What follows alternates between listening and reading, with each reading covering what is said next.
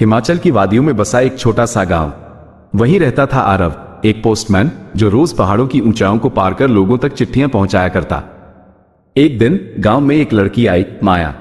शहर की चहल पहल छोड़ वह अपने दादा दादी के पास कुछ दिनों के लिए आई थी। वही पहली बार आरव से उसकी मुलाकात हुई जब आरव ने माया को उसकी मां की चिट्ठी दी। धीरे धीरे माया की जिंदगी में आरव की सादगी बस गई। वो लड़का जो चुप रहता था मगर उसकी आंखों में हर जवाब था।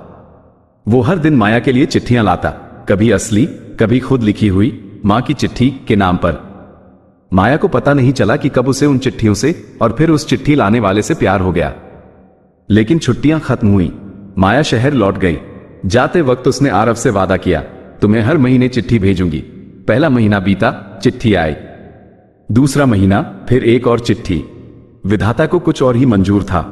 अचानक पहाड़ों में बारिश शुरू हुई और ऐसे बादल फटे कि पूरा पहाड़ी गांव डूबने लगा।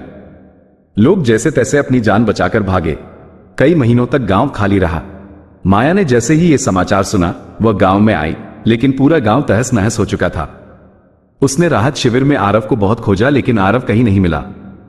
थक हार कर माया शहर लौट गई। इधर आरव अपने चाचा के गांव से पूरे 1 महीने बाद गांव लौटा और हर दिन माया की चिट्ठी का इंतजार करता, लेकिन माया की वो चिट्ठियां नहीं आई। वक्त गुजरता गया। आरव ने कभी शादी नहीं की। वो अब भी पोस्टमैन था, अब बूढ़ा हो चला था। हर दिन वो एक पहाड़ी चबूतरे पर बैठकर वो चिट्ठियां पढ़ता जो माया ने भेजी थी। एक दिन कई सालों बाद गांव में एक कार आई। उसमें से एक औरत उतरी, उसकी आंखों में उम्र की थकावट और हाथों में एक पुराना डिब्बा। वो माया थी। वो आरव को ढूंढने आई थी, लेकिन माया को आरव के बारे में पता लगाने में तब तक बहुत देर हो चुकी थी। आरव का कुछ दिन पहले ही देहांत हुआ था, पर उसकी लकड़ी की संदूक में रखी थी माया की हर चिट्ठी, एक के ऊपर एक करीने से सजी हुई। और सबसे ऊपर थी एक चिट्ठी जो कभी भेजी नहीं गई। प्रिय माया, तुम्हारे भेजे हर अक्षर में मैं जिया।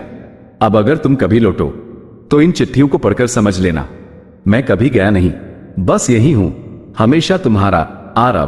तभी हवा का झोंका आता है, सारी चिट्ठियां हवा में उड़ने लगती हैं।